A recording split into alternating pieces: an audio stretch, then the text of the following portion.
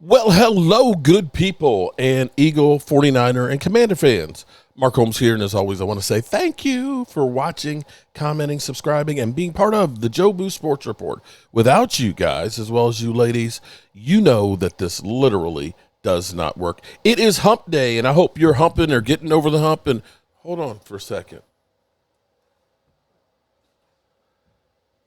If you guys see the vision of loveliness walking, I love when you walk away, baby. Yeah, I'm sorry. I got distracted by my beautiful bride from all those years. So, it's silly season, but we're one step closer to getting to training camp, where we'll be talking about practice, not the game, not the game that we love. We'll be talking about practice, and I can't wait to get there.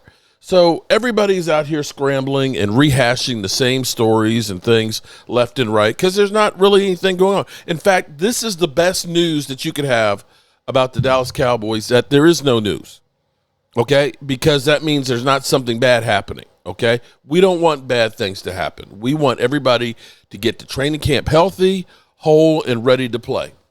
And I have to say, this makes sense because, you know, people will take statistics. Now, if you took statistics like I did with my bride, okay, she ended up basically, I tutored her in statistics.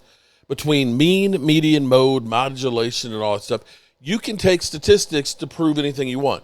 And now, because of all the stat geeks and everything else and all the numbers out here, you can cherry pick and find things to cut somebody else out. And it sounds terrible because, like, you can say, oh, well, Dak Prescott, he's got a losing record against winning teams.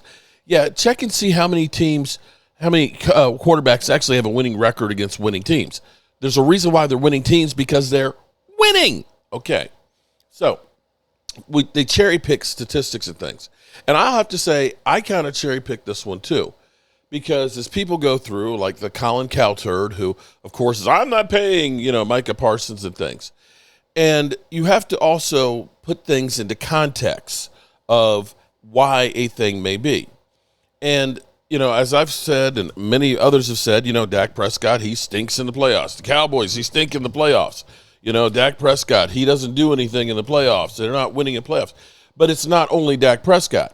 Because you can equally look at the games we lost and say, we ain't running the football and we ain't stopping the run, which are two things that you must do in the playoffs. So it doesn't matter how good the quarterback is. If you're not doing those two things, you're not going to win.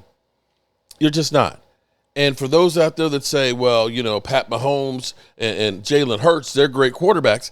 They both had top 4 scoring defensive teams last year, riding them into the Super Bowl. So when we look at the Cowboys' lack of success in the playoffs, and let's be real, we know that we've had a lack of success in the playoffs. You can cherry pick and say, Micah Parsons, he's got 1 sack in 4 games, which does sound terrible. It does sound terrible, and I've kind of said to myself, damn, Micah, you got to do better in the playoffs because, it's kind of like Dak Prescott. You got 2 playoff wins. But here's an interesting thing and a different way to look at it, where maybe we're wrong a little bit. Okay, so I saw this post on Twitter, and I'm going to go by the assumption that it is correct. Okay?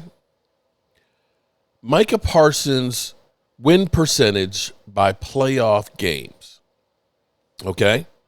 So this is his win percentage. That means you beat the offensive lineman. Okay? So in the game against Green Bay, he had a 27.8.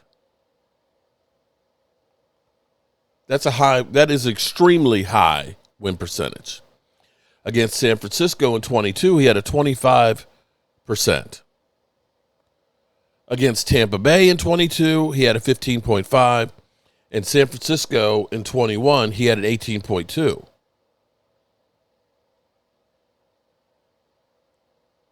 And you look at that and say, if you have anything over 15, that's a great win rate.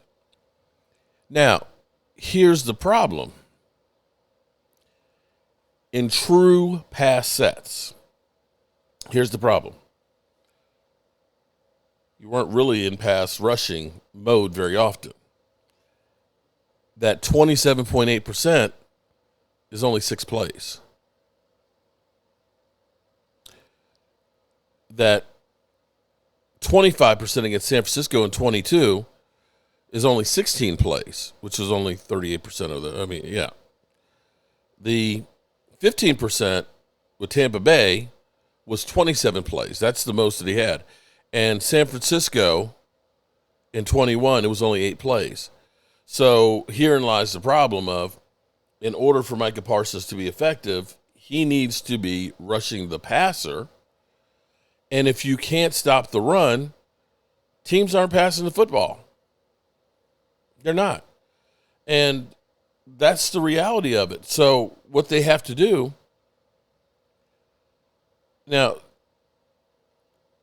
is they've got to be better across the board. And the other problem on that is Micah's the only one that's actually been playing really well. And when you get gashed for like 150, 170, 180 yards on the ground, teams aren't going to throw the football. They get a lead, they're going to run it down your throat. And we know that's not Micah Parsons' strength. And I'm not going to lay all of the blame on Micah Parsons, which is easy to do. You say, oh, well, Micah Parsons only had 1 sack in 4 games. Okay, but his win percentage is there. How's everybody else doing? And what are the circumstances? The bottom line is this. For the Cowboys to be successful, in the same way you look at it and say having George Pickens as another option is going to make it easier for the quarterback because now they have 2 people to worry about, the same is true for Micah Parsons. Micah Parsons needs a guy on the other side who also is getting attention, and he can't have a soft underbelly. Because if the soft underbelly, if they can run up the middle on you, they're not going to run up outside, which is where he is. And so this is where you can cherry pick statistics and say, damn, you suck, without really digging deeper and seeing how it actually all works holistically. So I hope that actually makes some sense. You know, what I've always said to people are like, well, he's not great at stopping the run, this, that, and the other. Okay, well, I will say this. Getting guys who can get to the quarterback and have a high win rate are few and far between. So I got that guy. Then I need to figure out what I need to do to help him take care of the other parts. He's going to take care of getting to the quarterback and shutting him down. I need to get some other guys who can help stop the run. And that's how you make it all work. All right, good people. That's all I got to say about that.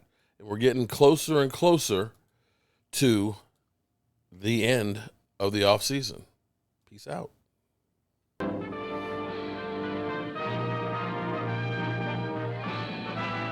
Spanning the globe to bring you the constant variety of sport, the thrill of victory, and the agony of defeat. The human drama of athletic competition.